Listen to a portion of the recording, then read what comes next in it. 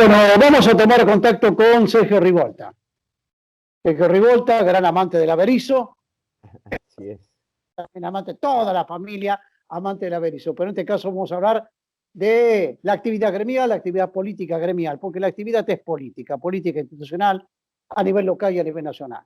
Han ocurrido cosas y estamos en el medio de una pandemia que es muy dura. Sergio, ¿cómo te va? Como siempre decimos, muy buenas tardes, muy buenas noches, muy buenos días, muy buenas amanecer. Hay instituciones que... ¿Qué tal, Sergio? ¿Qué Hay tal, Alberto? instituciones ¿Cómo te va? bien, bien. Hay instituciones que no respetan, digamos, el protocolo COVID. Sí, así es. Vos bien decías, la bancaria, la seccional Rosario sacó un comunicado un poco fuerte marcando la realidad en distintas instituciones bancarias.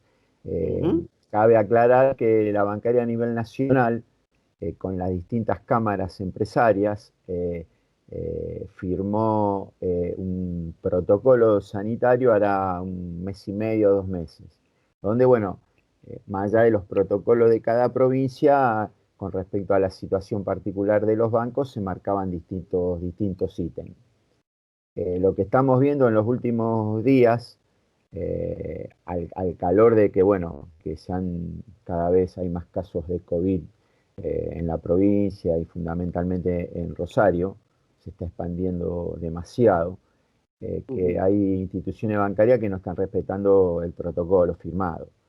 Hay instituciones bancarias que no hay quien tome la temperatura, que vos entras a la sucursal y nadie te toma la temperatura, nadie te registra en un registro. Hay instituciones bancarias que no están informando al Ministerio de Salud de la provincia los casos positivos de COVID que se tienen, que no aíslan como corresponde a los contactos estrechos de compañeros positivos. Bueno, vimos un sinnúmero de irregularidades que la bancaria, a través de sus comisiones internas, que nos vienen informando diariamente cómo avanza el COVID en los distintos bancos de la seccional. Bueno, vimos esas irregularidades y, bueno, lo planteamos en el documento público, y también te adelanto que la bancaria le presentó una nota al ministro de Trabajo, Roberto Zuckerman, y a la ministra de Salud, para plantearle una reunión en conjunto de los funcionarios de los dos ministerios con los distintos comités de higiene y seguridad que tienen los distintos bancos, que son la herramienta para aplicar como corresponde los protocolos sanitarios en esta coyuntura. Así que muy probablemente en los días de esta semana o la semana que viene haya una reunión en conjunto entre los dos ministerios y los comités de higiene y seguridad de los bancos para que realmente se corrijan estas irregularidades con respecto a la aplicación del protocolo como corresponde. Está después de por medio la salud y la vida de los y las trabajadoras bancarios. Sí, tal Acá cual. no hay que relajarse. No, y no solo de los trabajadores, porque también nosotros pensamos en los clientes de los bancos. O sea, esto es una cuestión no solo de nuestro sector, sino una cuestión en general. Cuidando a los bancarios, cuidamos al cliente que entra a las sucursales. Así que me parece que la herramienta que tenemos los trabajadores, junto con los dos ministerios, que son realmente están trabajando muy bien con respecto el seguimiento tanto en la industria como en los comercios, como en el sistema financiero, para que se aplique como corresponde los protocolos, ¿no? Porque te presionan un presidente, Sergio, y te quieren cambiar al ministro de Economía. Te presionan un presidente y cambiar el gabinete. Memoria, verdad, Sergio. Eso está claro, Alberto. A ver, nuestro pueblo ha dado muestra de que nunca más es nunca más. Todos los 24 de marzo masivamente salen a las plazas de todo el país. Millones y millones de argentinos, sin distinción de bandería política, salimos a decir el nunca más es nunca más. Pero esto de la policía, fundamentalmente de la provincia, a ver, más allá que uno conteste de la situación salarial de los policías, también hay que aclarar que en los 4 años del gobierno de María Eugenia Vidal se le licuó más de un 30% del salario. Y la verdad que en ese momento no vimos a la policía de la provincia de Buenos Aires eh, eh, rechazar esa política de Vidal. A ver, si uno va sumando algunos hechos, desde la declaración de Duhalde, cuando dijo que el año que viene no iba a haber elecciones, que estaba dando vuelta a No, un golpe de Estado, sí. a la actitud de gran parte de los dirigentes de Juntos por el Cambio, no, poniendo palo en la rueda para las sesiones virtuales de diputados, incentivando a las movilizaciones anticuarentena, antigobierno, con ningún tipo de protocolo sanitario en plena pandemia. Las declaraciones de Carrió que habla de autogolpe. Digo, son distintos hechos que no son casualidad en este momento, ¿eh? No, no, Lo no. de la policía, a ver, podemos bancar que estén en la puerta del Ministerio de Seguridad en la matanza. Podemos bancar, entre comillas. Ahora, no pueden rodear la Casa de Gobierno de La Plata, no pueden rodear la Quinta de Olivos, porque eso sí, a ver, como le llamemos, es sedición, es golpismo, porque había un montón de policía armado, con patrulleros, en la puerta de la Quinta de Olivos, donde está el presidente, elegido por el pueblo masivamente. Entonces uno, obviamente, que rechaza esa metodología. También cabe aclarar que tenemos un presidente con todas las letras, que se puso el conflicto al hombro junto con el gobernador Kicillof, lo destrabaron, tomaron las medidas que había que tomar y destrabaron ese conflicto, como tiene que hacer un presidente que ha sido elegido masivamente por el pueblo. Nunca más. Los golpes de Estado a nosotros nos han significado en el país 30.000 muertos. Los que tenemos memoria, hablamos de memoria, verdad y justicia. Así es. Nunca, no nos podemos dar el lujo de extorsionadores, apretadores, sediciosos, que escondiéndose en derechos que son justos, ¿sí? Ocurrió lo que ocurrió. Te doy un gran abrazo, Sergio. Totalmente de acuerdo con vos. Un abrazo, Alberto. Nos vemos la próxima. Hasta Y luego. lo que acabas de expresar vos ha sido la posición concretamente del movimiento sindical rosarino. Sí, Sí, así sí. es. Públicamente hemos hecho un documento donde se fijaba esa posición bien clara, que no tiene que ser otra que la posición de los trabajadores en su conjunto. Nuevamente, gracias. Un abrazo, No, gracias a Sergio. vos. Un abrazo, Alberto. Hasta luego. Hagamos que tanto esfuerzo valga la pena. Cuidemos lo que logramos juntos. Cuidarte es cuidarnos. Provincia de Santa Fe. Bueno, vamos a hablar con nuestro especialista en temas previsionales. ¿Qué novedades puede haber activos y pasivas nacionales, doctora? Bien, bien, un tema que por supuesto hay muchísimas noticias.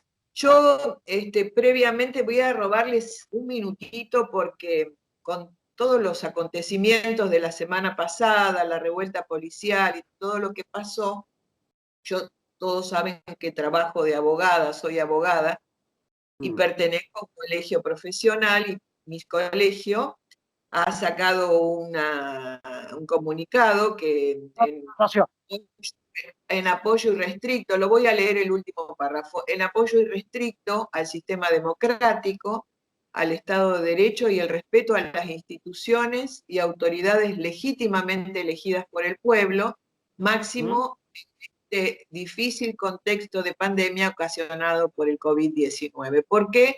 Bueno, perdón por el atrevimiento, pero a mí me parece que hay que hacer oír el repudio. Y de hecho así lo han hecho casi todos los colegios de abogados del país y la FACA, que es nuestra entidad madre, manifestando el apoyo irrestricto al sistema democrático, que son las cosas que no nos tienen que distraer. Es tanta el fárrago de noticias que hay y de cuestiones, y sabe que, Alberto, es el tema de la agenda que nos tiene que interesar a todos. Por ejemplo, al respecto del tema, ya entrando en el tema de jubilados. ¿Usted me permite algo? Como abogado que Sí. lo ejerzo, los abogados y las abogadas en el país somos profesionales, ¿sí? Y aquellos que ejercen la profesión y ciudadanos de este país. Más Exactamente. que nuestro instrumento de trabajo es la ley, es la normativa. No nos podemos permitir un golpe sedicioso en el país, un golpe a la boliviana, a la ecuatoriana, como le quieran llamar. Nada, nada, Claro. nada. La historia reciente nos dice 30.000 desaparecidos, doctora. 30.000 desaparecidos, perseguidos políticos, ¿sí? Torturados, ¿sí? Gente que nunca más se la vio. Son desaparecidos. Fue un genocidio. ¿Y qué? ¿Nos vamos a permitir esto nosotros? No, doctora. No, No, de ninguna no. manera. Me parece muy bien lo que han hecho los colegios de abogados de todo el país y la FACA, la Federación Argentina del Colegio de Abogados. Me parece muy bien. Ahora sí, permítame decirlo, doctora, soy parte de este universo, digamos, de argentinos y Sí. argentinas, que no queremos vivir con golpes de Estado, nada por el estilo, menos con extorsionadores, sediciosos, etc., como ocurre en la provincia de Santa Fe, que ya vamos a ocuparlo en alguna oportunidad, con algunas pseudo instituciones gremiales que lo que quieren es impunidad, doctora, es no busque otra cosa, no busque, les interesa tres pepinos, perdónenme la expresión, el sueldo que de sus hipotéticos representantes. Doctora, ¿qué pasa el año que viene con el tema de la ley de movilidad? Bueno, yo voy viendo el tema de la agenda, ¿no? Que hay tantos temas en agenda, pero yo lo que le pido a la gente siempre, cuando hablo con mis clientes, con mis colegas, con mi familia, no nos distraigamos, no nos distraigamos. Por ejemplo, el tema de la discusión de la movilidad. Usted sabe que desde diciembre del año pasado, cuando se suspende la movilidad, en la misma ley de suspensión, se crea una comisión bicameral integrada, una comisión mixta, integrada por diputados, senadores y por miembros del Ejecutivo, por representantes de ANSES, que a lo largo de 16 reuniones semanales, todos los lunes a las 4 de la tarde, debatieron al respecto de este tema de la movilidad previsional y se transmitía por online, digamos, se podía ver desde las casas de la gente en un canal que les recomiendo a todos que sigan, que se llama Diputados TV, DTV, así esa es la sigla, ¿no es cierto? Bueno, se elaboró un resumen, una conclusión que ahora, en estos días, se va a presentar a la comisión que trata el tema de la movilidad para elaborar un proyecto que ya está casi consensuado, un proyecto de movilidad que, cuáles serían los puntos, digamos, traería un mix de índices, un conjunto de índices, consideraría el 50% de la recaudación, el 50% del incremento salarial, o sea, muy parecida a la ley que se dictó en el 2008 y que rigió desde el 2009, y traería un aditamento nuevo que no tenemos que perder de vista, que sería la inflación, el incremento de la inflación. Porque, ¿qué pasa en este país? Digamos, a veces los números, uno considera los números duros, los números, es decir, qué linda fórmula que tenemos, pero el tema es que hay que ver el poder adquisitivo de ese ingreso. No hay que perder de vista que muchísimos jubilados y jubiladas, casi el 80, el 85%, gana la mínima o cerca de la mínima. Y realmente, ayer yo hablaba con otras personas respecto de este tema que nos tiene a todos muy preocupados porque queremos que salga una buena fórmula, pero nos olvidamos de sobre qué se va a aplicar la fórmula de movilidad. Estamos hablando de 18.129 pesos. O sea, es la nada misma. En la Argentina de hoy, ¿quién puede vivir con 18.129 pesos? Es decir, cuando la canasta básica la triplica a esa cantidad. O sea, lo que pasa que también hay que considerar que muchas familias, muchas casas de la Argentina de adultos mayores, ingresan 2 mínimas, por la esposa y por el esposo, por la pareja, por los convivientes. Entonces, eso arrima un poco la jugada, que eso se debe a todas las moratorias que hubo, que transformó, a partir del 2005, hubo un régimen, un sistema de moratoria que ahora está bastante fuera de juego, porque, bueno, otro día vamos a hablar de la necesidad de reactivar las moratorias, incluyó a un montón, sobre todo de mujeres, pero también algunos hombres, en el sistema. Estaban afuera del sistema y los puso adentro del sistema con una mínima. Sin aporte, no, pero ya está. Acá no se trata de quitar a nadie. Una moratoria, ¿cierto? El tema es que si uno arranca de 18.129, cualquier fórmula es insuficiente. Yo creo que lo que hay que hacer, mi humilde opinión, es que inclusive lo dicen muchos previsionalistas, es que en diciembre, esto se empezaría a aplicar a partir de marzo del 2021, ¿cierto? La nueva fórmula, que sea un poco más realista, que tenga todos los índices que hacen a la evolución de los precios y de los salarios, pero que en diciembre hubiera un incremento que ponga un poco a tiro las jubilaciones que vienen tan atrasadas y que han sufrido un 20% de pérdida con la fórmula anterior, 20% en números duros, pero además, bueno, todo el retraso que sufrieron por las devaluaciones de la moneda y una cantidad de cosas que hacen que de modo alguno 18.000 pesos le alcancen para vivir a nadie, ¿cierto? Es nada. Mire, doctora, yo le propongo lo siguiente. Este tema no lo podemos agotar en una sola charla, en una sola nota concretamente. La próxima semana yo le pongo, sigamos con este tema de esta hipotética ley que van a salir el año que viene, tiene que salir sí o sí, que es la ley de movilidad, con una previa actualización importante del salario de los pasivos y pasivas a nivel nacional. Y le propongo, porque más de uno habla, mirá, se jubiló sin aporte. ¿Y qué vos querés que no se jubilara? ¿Que le va a cortar la jubilación? Como se intentó en un...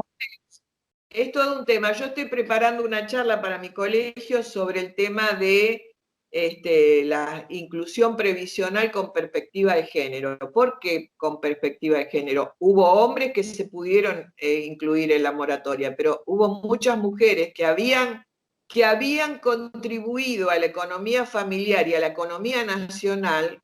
Usted sabe que el trabajo de las mujeres representa en el PBI el 16%, el trabajo no retribuido de las amas de casa. Entonces, bueno, eso hablamos después, otro día, sobre moratorias, mujeres e inclusión previsión.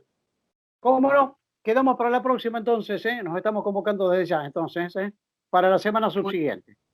Un gran abrazo como siempre, cariños, doctora. Hasta la próxima, adiós.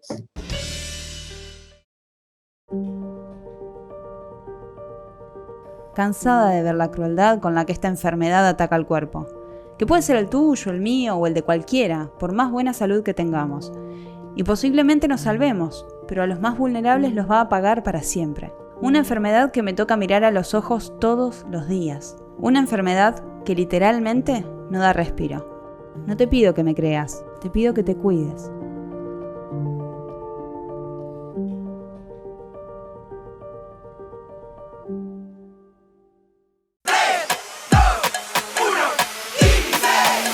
Son solo 6 pasitos. A la suerte hay que ayudarla. Con el Kini estás a 6 pasos de tus sueños. ¿Qué esperás para cumplirlos? 6, 5, 4, 3, 2, 1, Kini 6. Que una salida no condicione tu vida. Cuidarte es cuidarnos. Provincia de Santa Fe. Creo que de alguna forma este virus nos va a marcar a todos. A mí, por ejemplo, me dejó sin mi mamá y sin esos abrazos que siempre me van a hacer falta. Hoy, cuidarse es lo más importante. Espero que no tengas que perder a alguien para darte cuenta.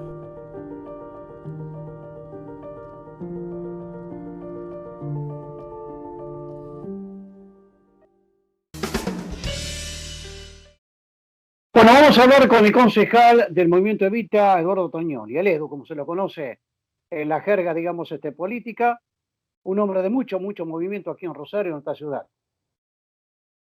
Y no quiero ser apocalíptico en todo esto, pero hay un clima enrarecido políticamente hablando, institucionalmente hablando en el país, no fomentado precisamente por quienes gobiernan, ¿sí?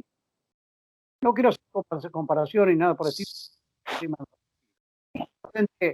A medida que todos los días se toman a nivel nacional, y permítanme este pequeño comentario para después hablar directamente con Tognoni, frente a medida que se toman todos los días, que significan millones y millones de pesos, con programas económicos, con perspectivas, con la industria, con la ATP concretamente, y sumémosle lo que ocurre en cada una de las provincias a medida que toman los propios gobernadores, especialmente en la provincia de Santa Fe, ayuda para acá, ayuda para esto, tapar aquel hueco, etcétera, etcétera.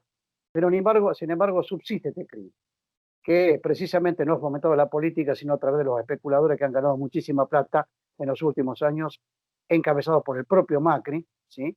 Que se acordó que existe la República Argentina y todos los días fomenta más los cuarentena. Edu, ¿cuál es tu opinión respecto a esto, lo que acontece frente a este panorama, digamos, de sostener, digamos, la salud, sostener nuestras vidas y sostener económicamente el país? ¿Cuál es tu opinión respecto de eso? En principio, señalar que desde marzo mismo hay una decisión del Estado Nacional, del Gobierno Nacional, también de los estados provinciales, de intentar generar un equilibrio entre el cuidado, como bien vos decías, de la salud, a través de medidas como han sido primero el aislamiento social preventivo y obligatorio, luego distintas etapas que fueron de distanciamiento social, ya no de aislamiento, y después los avances y el retroceso que se da en el marco de esa política, ¿no?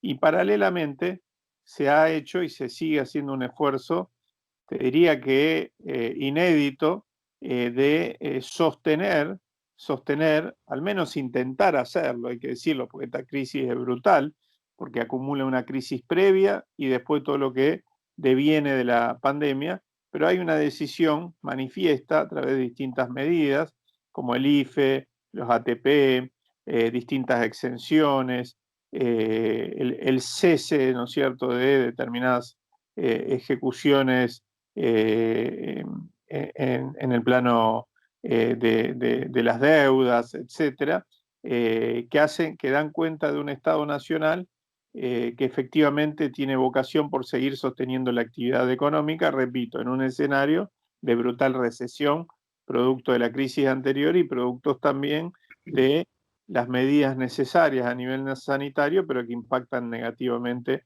en algunos aspectos de la economía. Dicho esto, evidentemente hay distintas reclamos por parte de la sociedad, en algunos casos legítimas. Yo creo que lo peor que podemos hacer es descalificar el reclamo de una pyme, de un trabajador, de alguien que lamentablemente es autónomo y no tiene otra forma de acceder a un ingreso que no es ganándosela en la diaria, ¿no? Por eso hay 9 millones de personas que hoy tienen el IFE como único ingreso formal, 9 millones de familias en realidad hay que decir, ¿no? En un país donde hay 16 millones aproximadamente de familias. Entonces, ese es un reclamo.